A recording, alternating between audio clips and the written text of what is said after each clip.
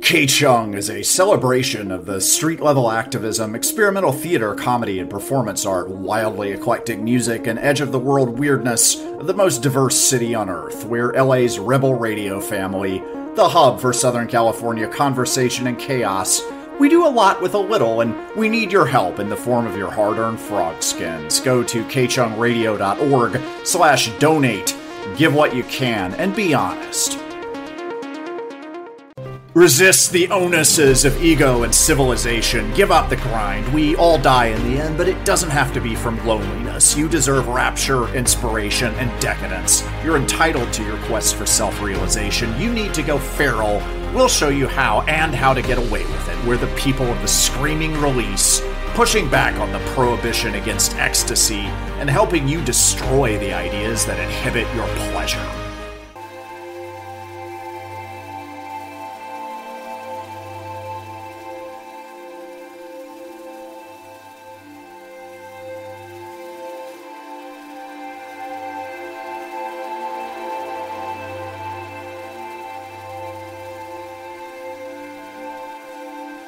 You're listening to K-Chung, Los Angeles, 1630 AM on the terrestrial tip, kchungradio.org, anywhere and everywhere on the World Wide Web.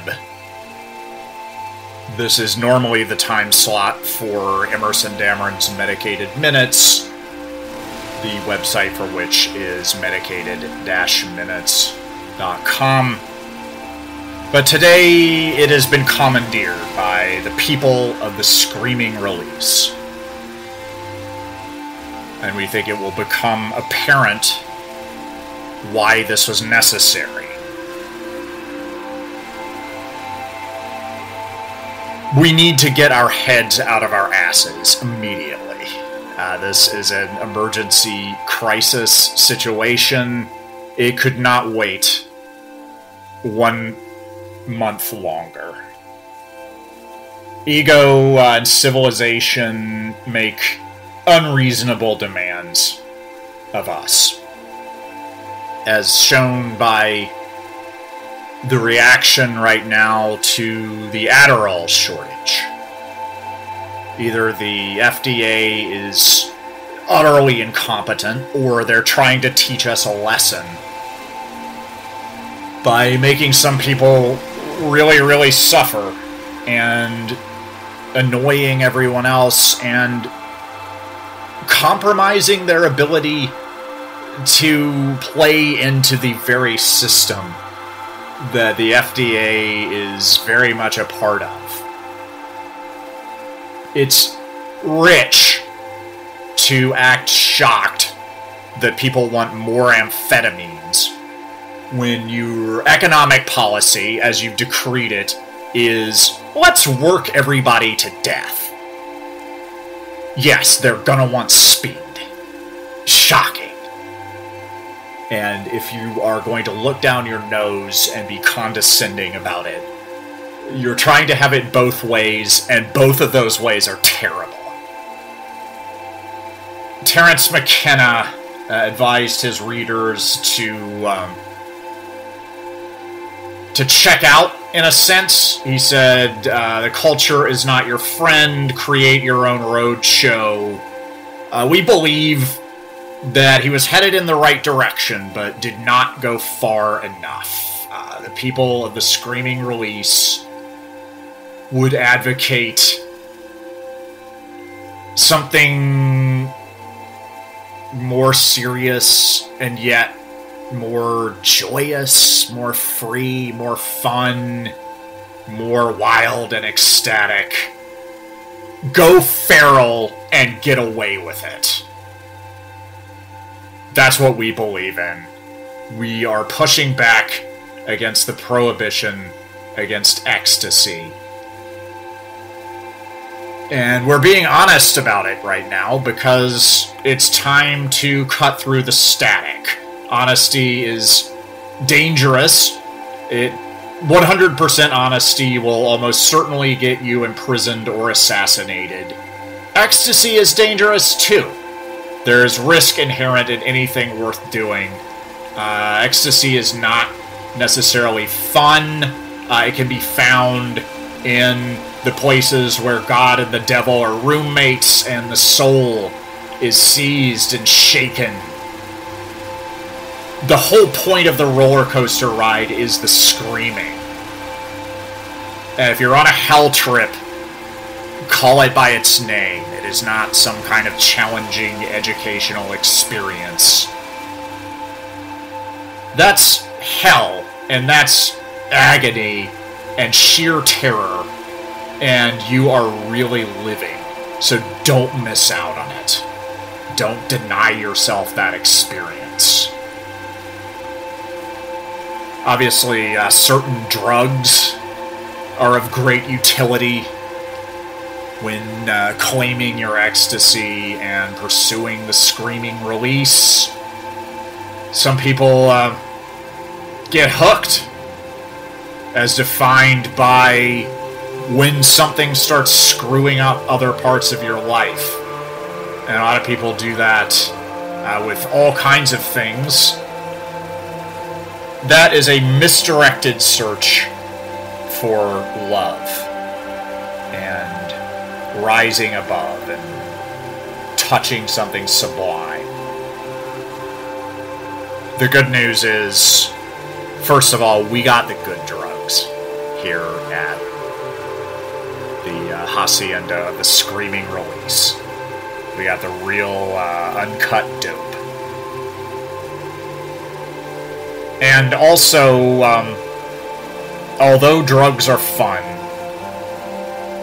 they are essentially a dead end. They will not save you. Not even psychedelics. There's a better way. And we have it.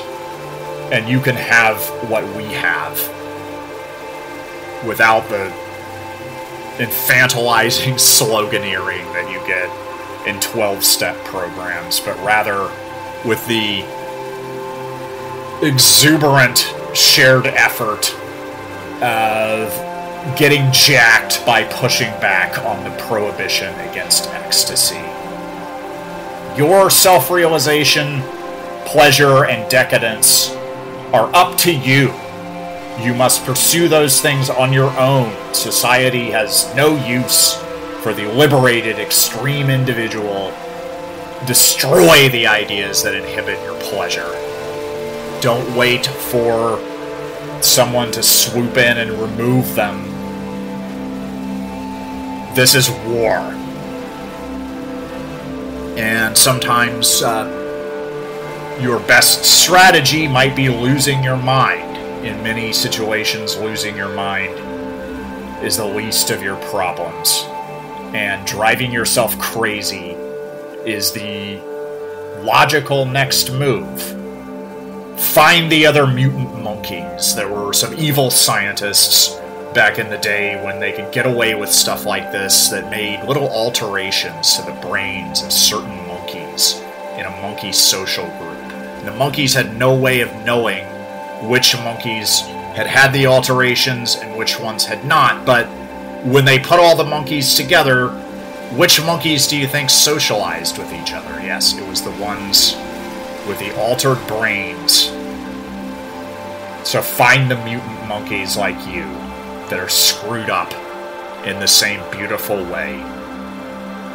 And when this happens, you will start seeing some weird and phenomenal things, and there is no responsibility to share those experiences with people that can't handle them. Don't lie about it unless you have to.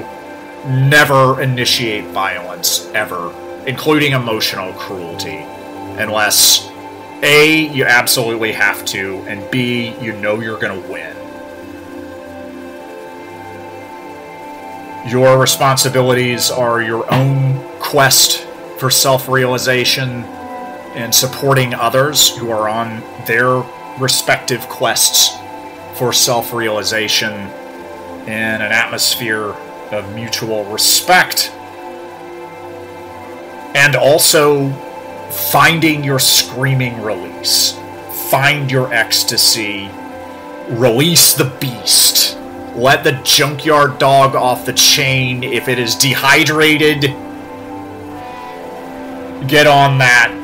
Nurse it back to health. We are all entitled to healing, inspiration, and connection. And if it doesn't pencil out for your boss, all the better. Really loving yourself, really loving the monster inside you is a radical act. And you will learn this in the extended and wildly satisfying slut phase that you undertake as you have your fun and take the path of indulgence in pursuit of your screaming release. Every alley blowjob is a sacred act, and screaming release is the goal. Be the filthy animal you were born to be. Go full bore. That's a pun. B-O-A-R. Be a person of the screaming release. It's the least you can do for yourself under these truly horrifying conditions.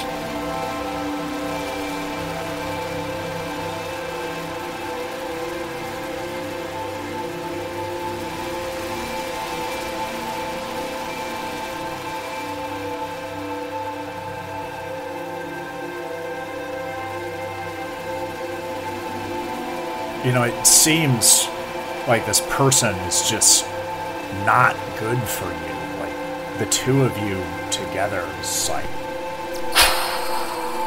not healthy or safe. And it's not that there's anything wrong with either of the two of you individually, but this dynamic is just killing you. It's been grinding you down for months. It's the only thing we've really talked about.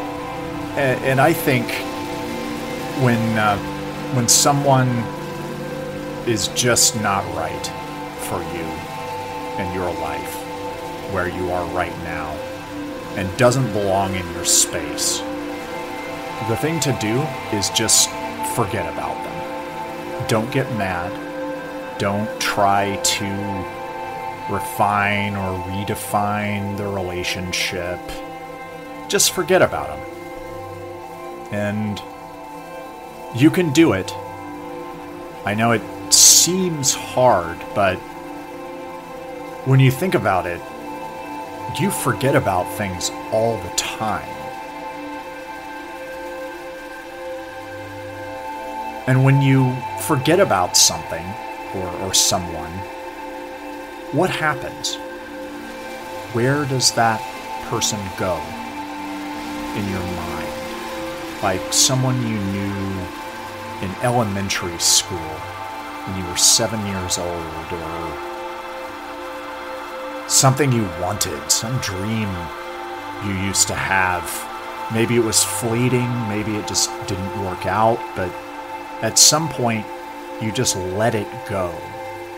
And then it just wasn't a big part of your life anymore. And sometimes that's a passive thing. You just start thinking about something else, and that drives out the old thing that didn't work and wasn't working. But sometimes you can choose to forget. I invite you to examine and explore the process that goes down in your mind, in yourself, in your heart, when you just forget about something. And then find that image of this person that you've invested all of this power in, that's been taking up so much energy and so much space. And pull the plug. Just visualize that image turns black and white two-dimensional, and you see it getting smaller and smaller and smaller, frozen, with a frightened expression on the face, because they can't move, they can't control you or hurt you anymore, and they just keep getting smaller and smaller. And with that, any doubt that you have in these words or your ability to just forget it, just let this person go out of your life. Let the air out of this. You know, we're wrong about almost everything. Sometimes we realize that we're wrong and we can course correct and try something new, and that's what makes life wonderful. That's what makes life worth living. That keeps us curious and alive. And sometimes we're even wrong about the people that we love. Or someone could be right for us at one time, and then so wrong as time goes on. And we grow, and they don't. And I know that you've grown, and I know that it's painful, and I know that this is sad, and it hurts, but it's also a good thing, and I think it's wonderful.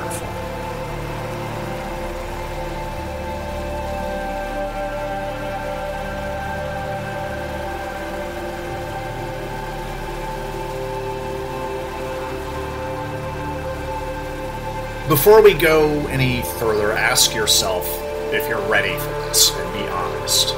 There is, as you're probably aware by now, a deeper inner level. You're perfectly welcome to hang out on the periphery for as long as you want. There's a lot of fun to be had there. In fact, I spent many years just hanging out, breaking bread, shooting the breeze, making friends, mixing it up, having fun on the periphery of the people of the Screaming Release. And that's all fine and good. That's where you want to be. There are also inner layers and realms and stuff that most people will never get to see. And at this point, you're aware of that, and perhaps you're considering making the jump. I would advise caution. I would advise reflection, possibly some form of meditation. I'm kind of done with just sitting meditation. I like chanting. I like energized, embodied meditations. Sometimes involving sexual acts, or at least a good solid workout. But make sure that you reflect. Get a deep tissue massage, perhaps.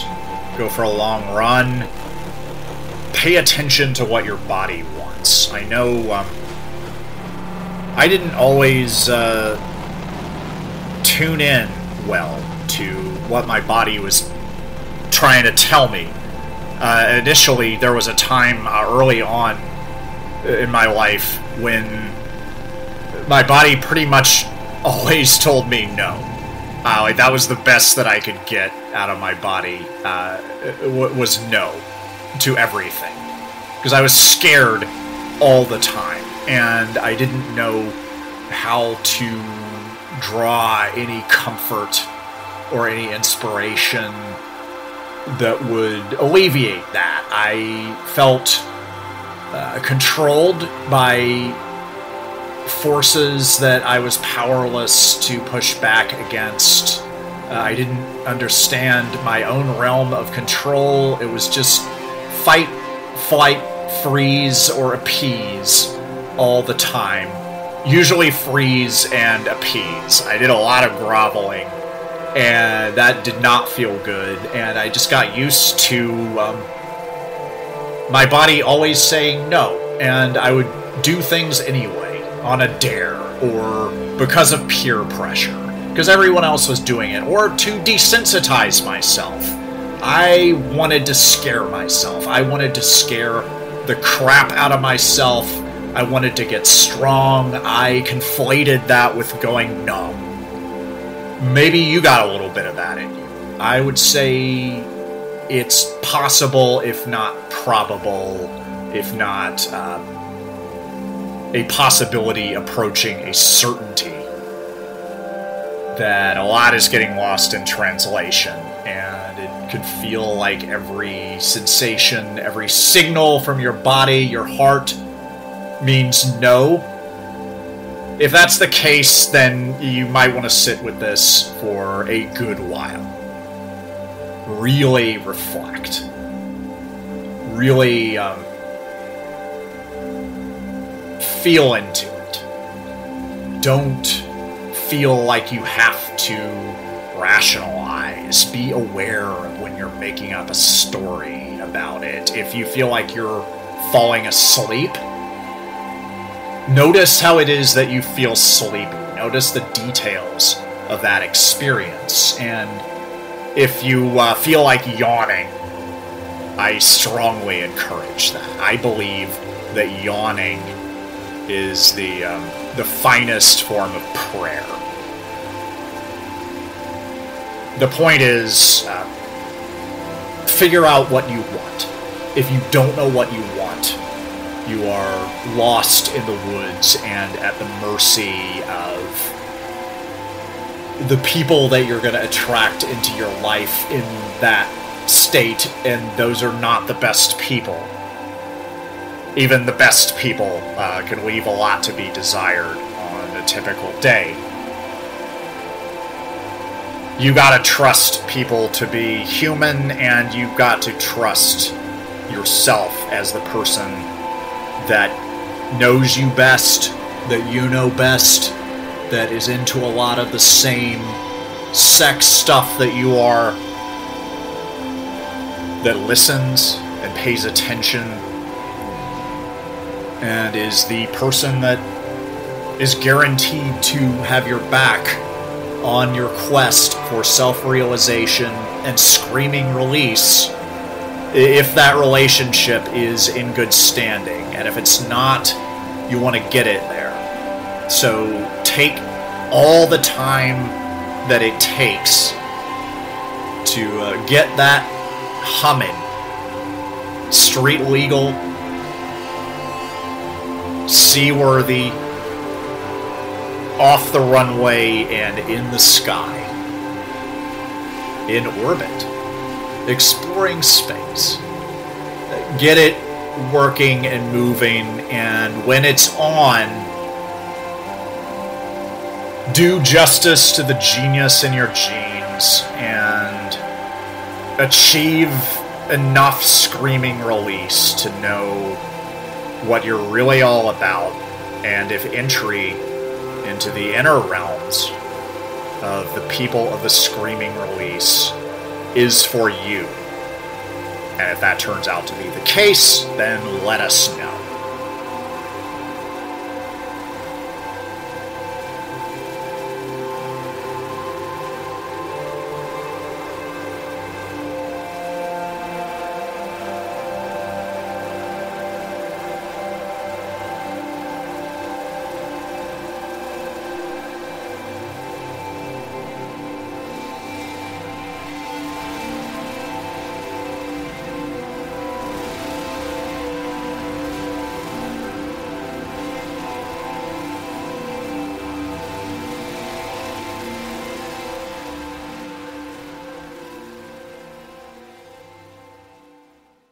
Love is nothing to fear if you do it correctly. It's good for a laugh, and the punchline is power, so stay in control, because feelings are for the weak. Don't quote-unquote fall in love. Dip in and out at your convenience. Never give a straight answer unless it's no. Always be less invested, with a soft place to land and a backup plan. Test people, scare them away, and watch the movies you want to see. You're a non sequitur inside a sexy biohazard suit. Expect the worst, and you'll still get hurt, but you won't feel stupid. Remember, you're always right. No one else matters.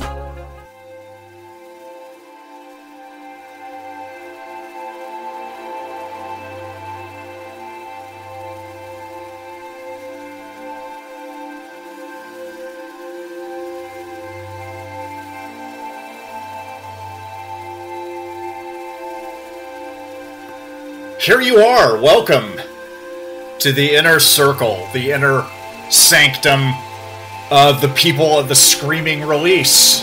You've made the jump. Congratulations. You might find that you belong here, that you resonate with these ideas, and you can put them to good use. You might be sickened and horrified, in which case it's probably too late to go back. You could try. There are certainly ways that you can blot out your consciousness, and eventually things may seem to get back to normal. But if that's the kind of thing that you crave, normalcy, stasis, security, you may have already screwed up by coming in. That's not what we're about. The people of the Screaming Release outwardly represent pushing back on the prohibition against ecstasy. That's the bait. What we advocate for, in truth, fundamentally, at the heart of it, at the essence, is chaos, confusion, and consternation, because nature is good.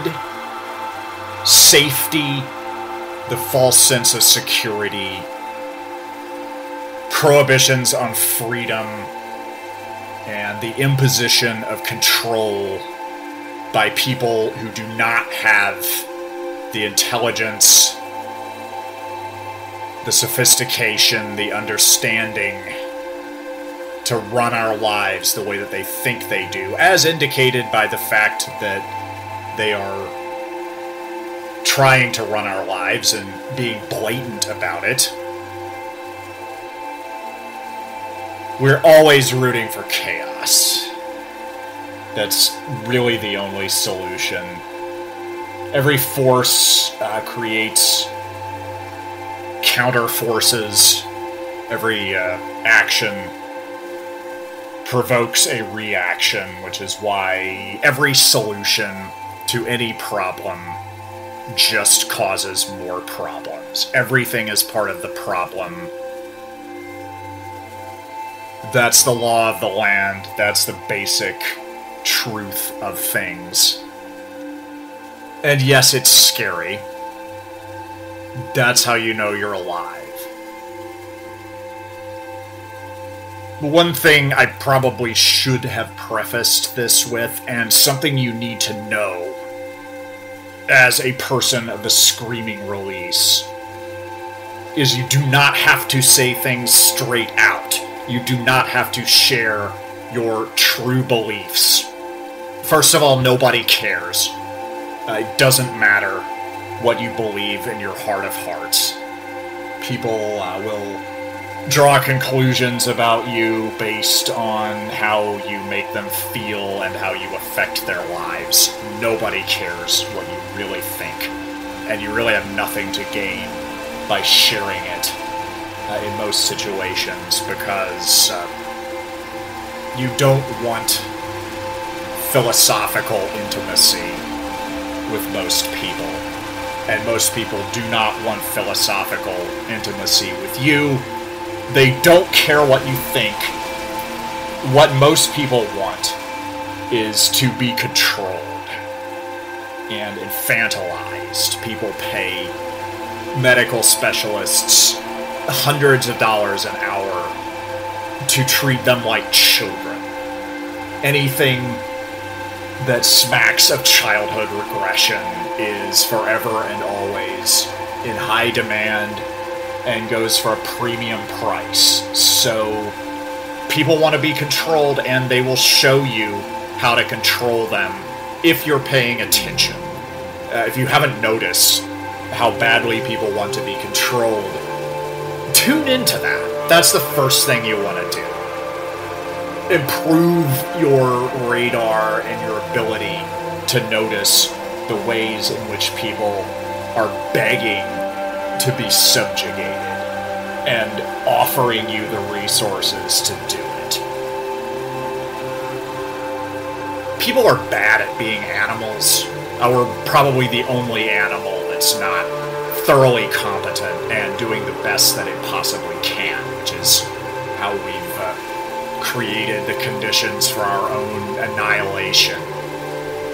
Because what we crave most of all is that relief. We suffer and we make up stories.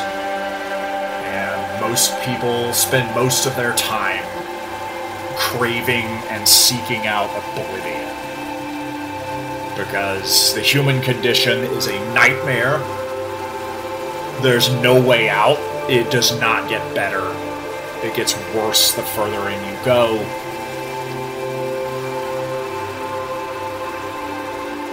And people want to destroy themselves. And the best way to control people and the best way to get what you want is to help people get what they want. With the knowledge in mind that getting what they want is pretty much guaranteed to destroy. You want to be cool about it. Don't make sudden moves. Don't explain to people what you're doing unless you're hiding it in plain sight. Just figure out how to control them. Figure out what they think they want, what they really want, where the overlap is there, and then help them get it. And that will eat them alive. And you can avail yourself of their resources, their energy, get your protein that way. Have your rotating cast of disciples. That requires making people feel good. And that's why I like to make an example of narcissists that try to get involved with the people in the screaming release, because y'all screw it up for the rest of us. Whatever strength and self-confidence you have is a millimeter deep. And you just have to be cruel and obvious and stupid in the way that you go after people and try to control them. And it's pathetic. It's aesthetically disgusting to me. And when the time comes to make an example of somebody, it's going to be one of you, because humiliation works on you. You are simple that way. I love to fail. The world is my laboratory. I learn so much and get so much inspiration from the things that make me feel small and insignificant and worthless, even. If it doesn't, it's not a good learning experience. And it is good to be king, but if you're the smartest person in the room, you're not in the right room for learning. So if you limit yourself and you're basically a narcissist and a creep, I will come at you and you're not going to like it. The most important thing to remember as a person of the screaming release is that no one really likes you. That's a tough one, but it is worth keeping very much in mind at all times. Nobody likes you, nobody cares. You are alone in the world. People care about what you can do for them. They care about how you make them feel about themselves, how you fit into the scheme of their lives. Know that, absorb it. Once you've really figured that out, you can do pretty much anything you want, and way, way more than you ever thought you were capable of.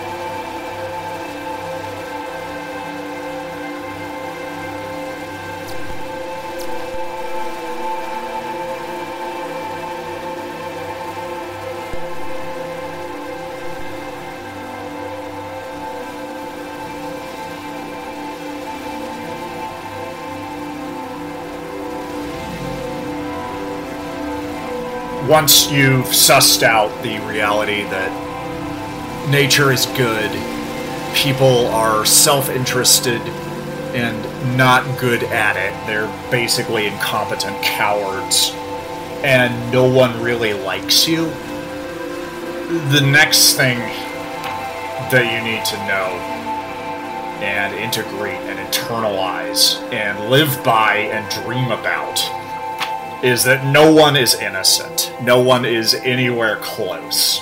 So, do not be pathetic enough to sacrifice your dignity by trying to fit the reality of your experience into righteous moral platitudes. If you've been paying any attention and you have lived at all and have had any sort of a life worth living, you know that it ain't that simple.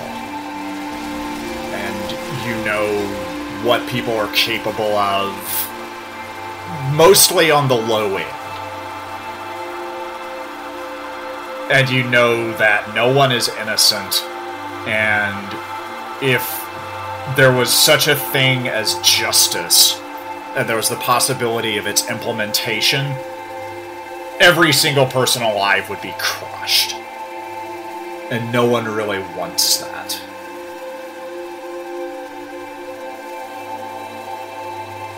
Moral righteousness is usually either aesthetic disgust, which is fine, just call it by its name, or somebody's telling on themselves and giving you valuable information should you decide to control them by helping them get what they want.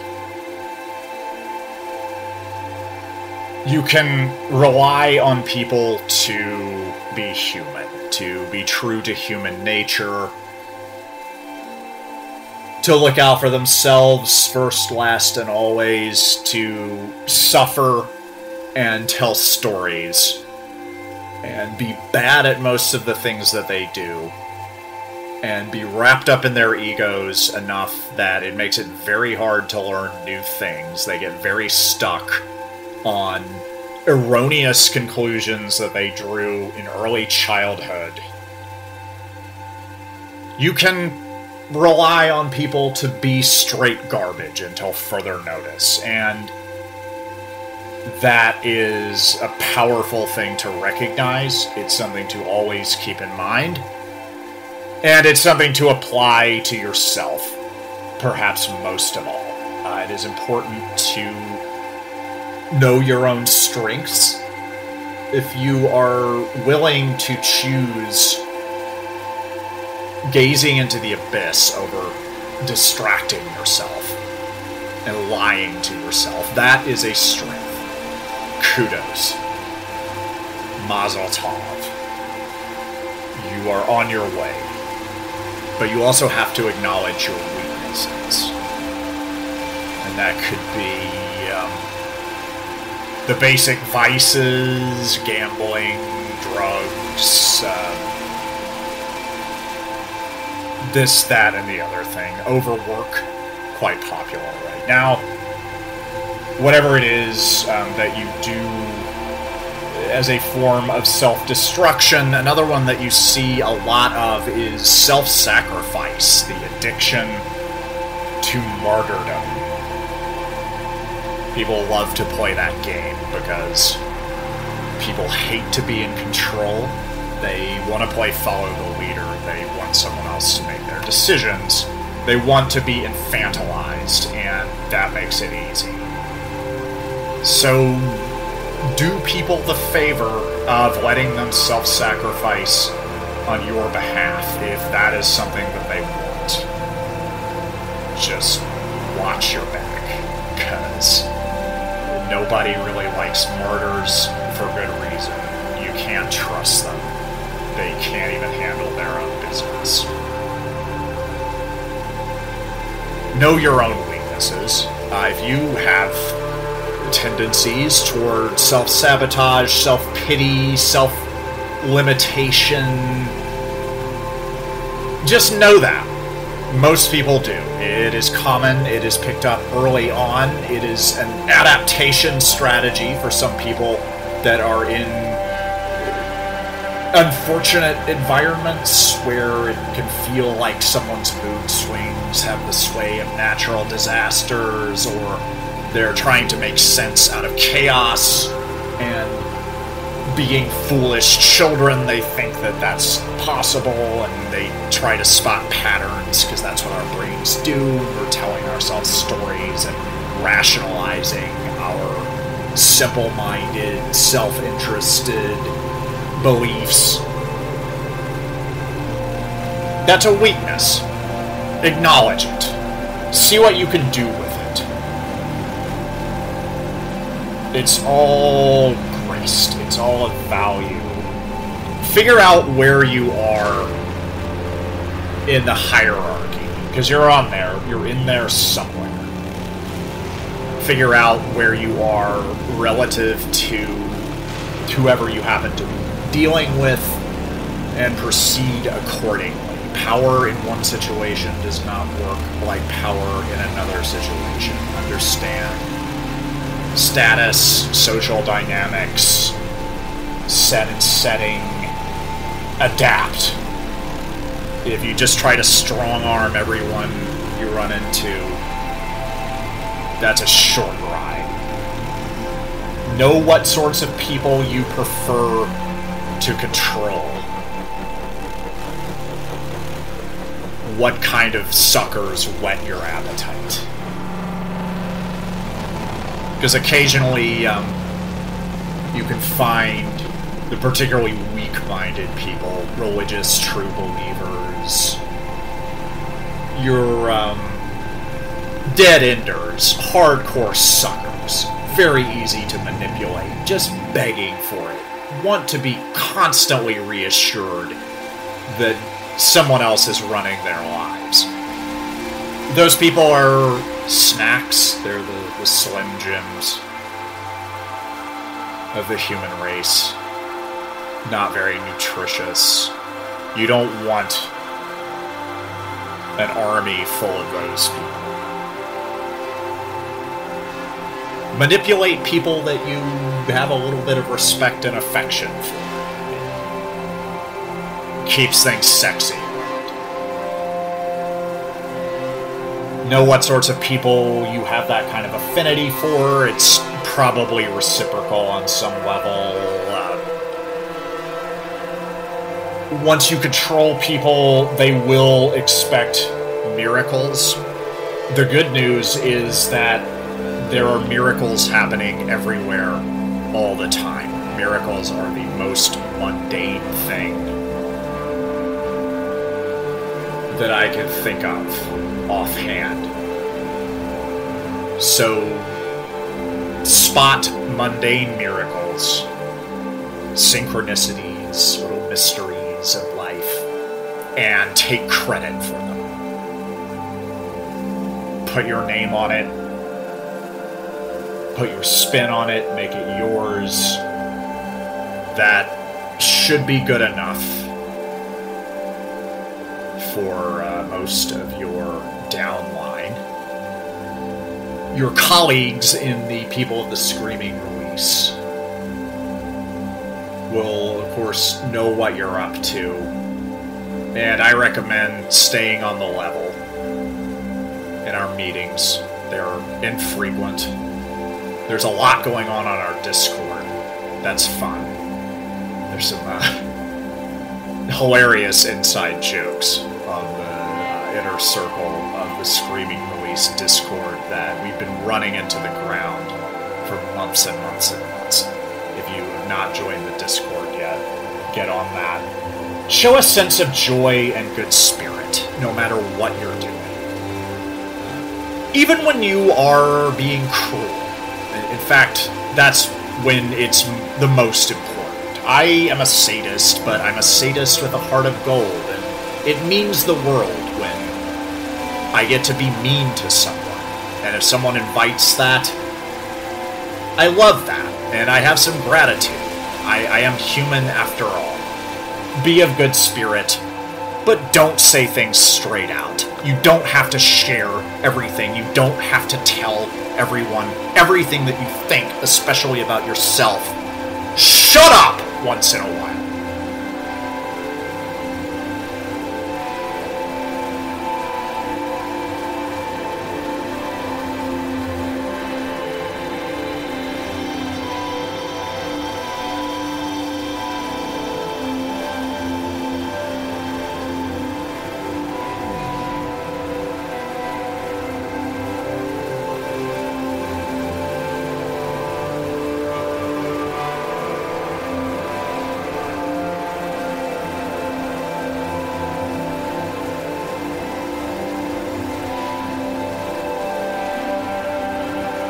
Sorry to do this, but I need to talk to someone who gets it. So welcome to the Toby Show.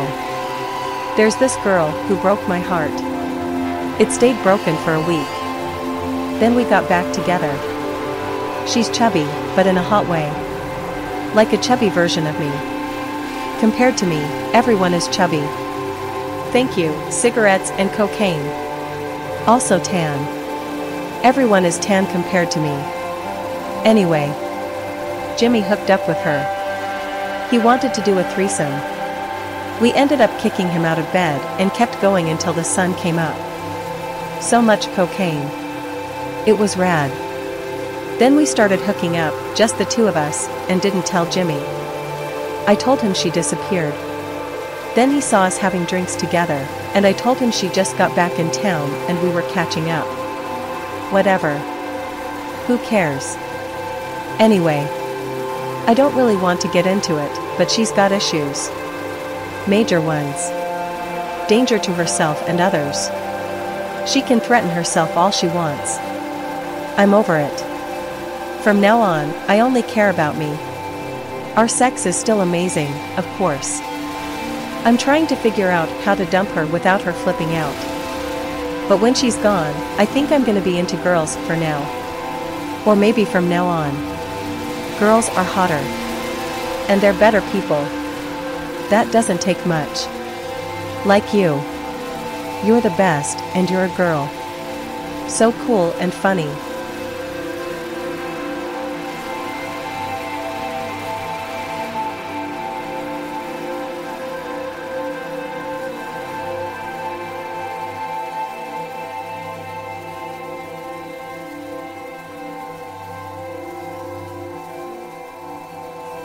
I need you to stop talking about what happened on Friday.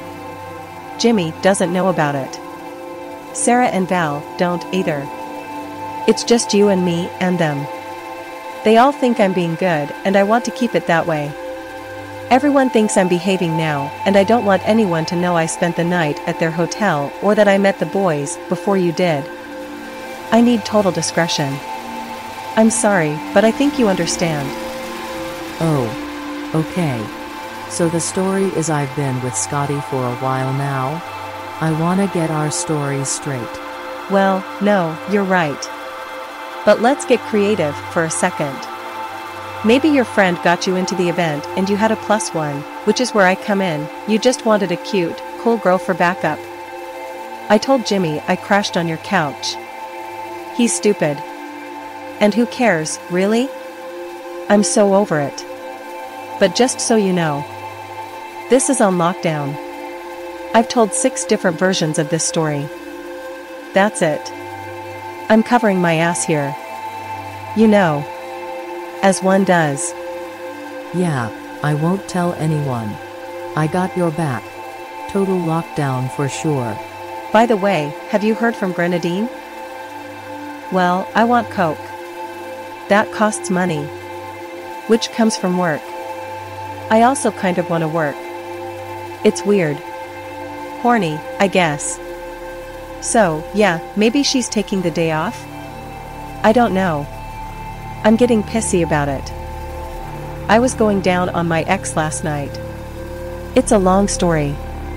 Anyway, she started her period. I thought of you. I'd totally go down on you if it wouldn't feel like going down on my sister. I think maybe I'm good luck? Fingers crossed. I've got back-to-back multi-hour appointments, but I should be done around midnight. If you're up, let me know if you want to hang. Oh, and all this stays secret, obviously. I'm trying to make things work with Catherine. Which means I'm lying about work, sex with other people not for money, and my drug problem. You know. As one does.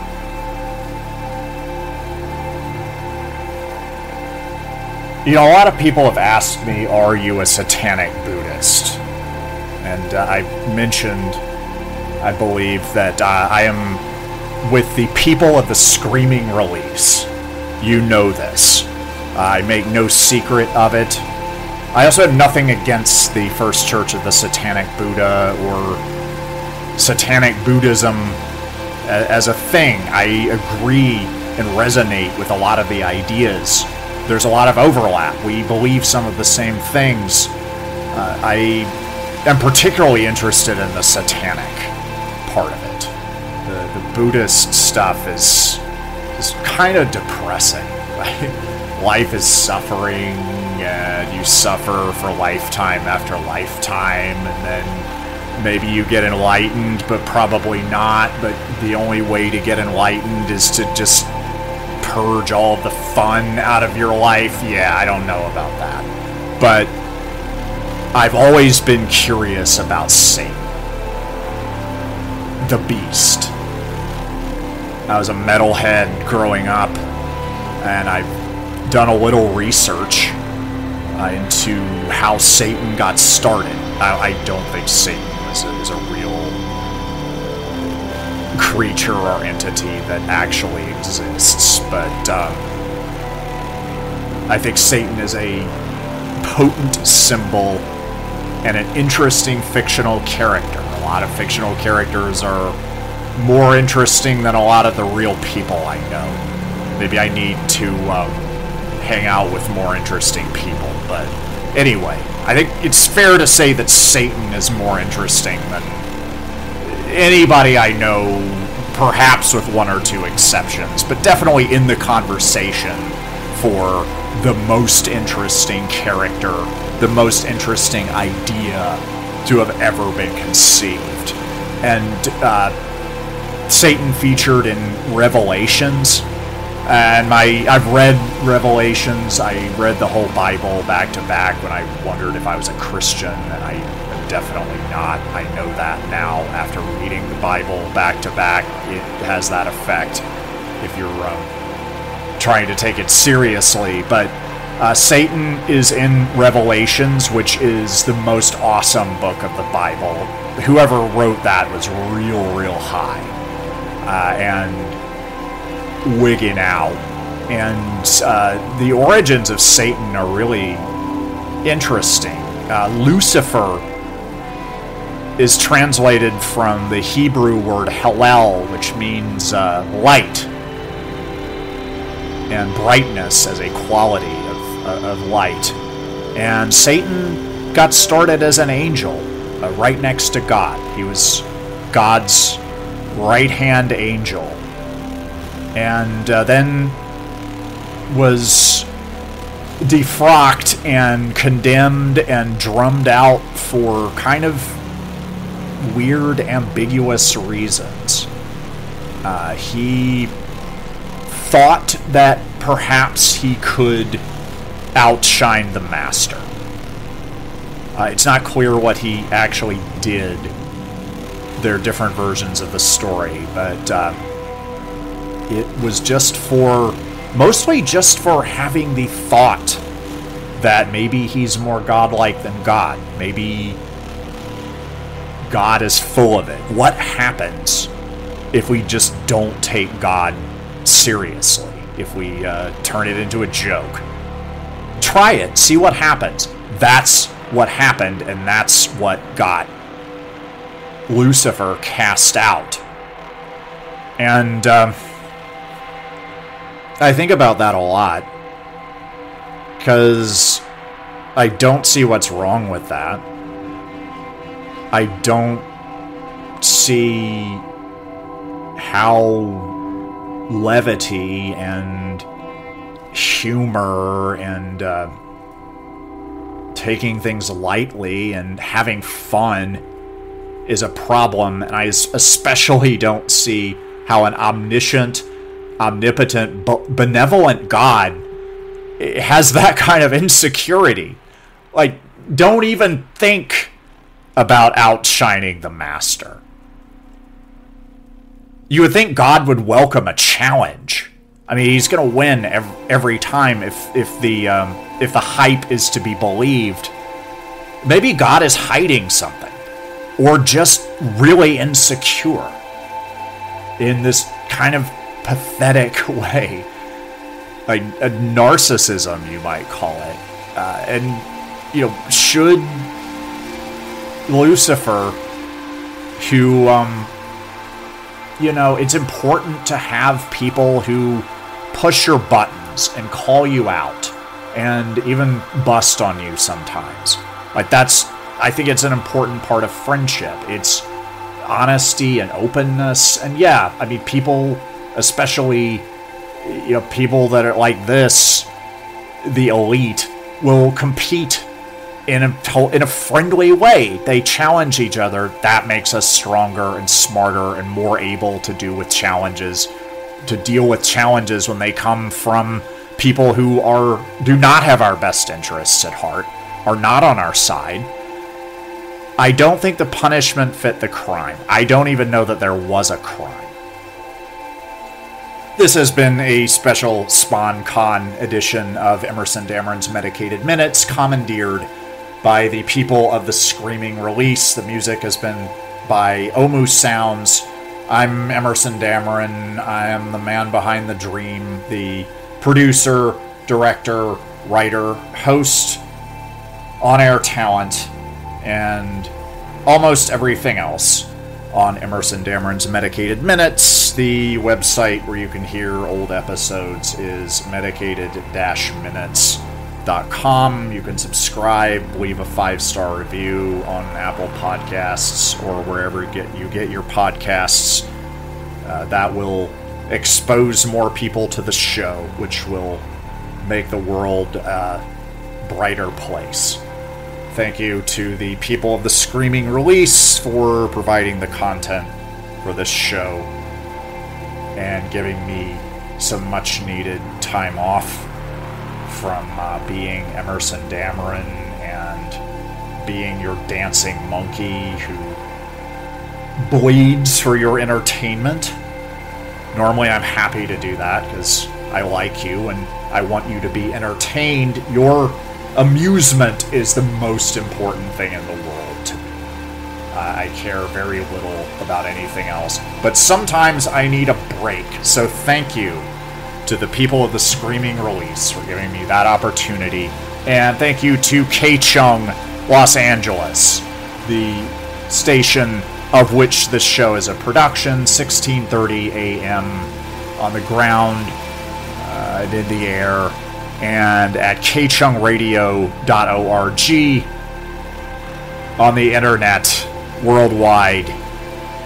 Levity saves lives.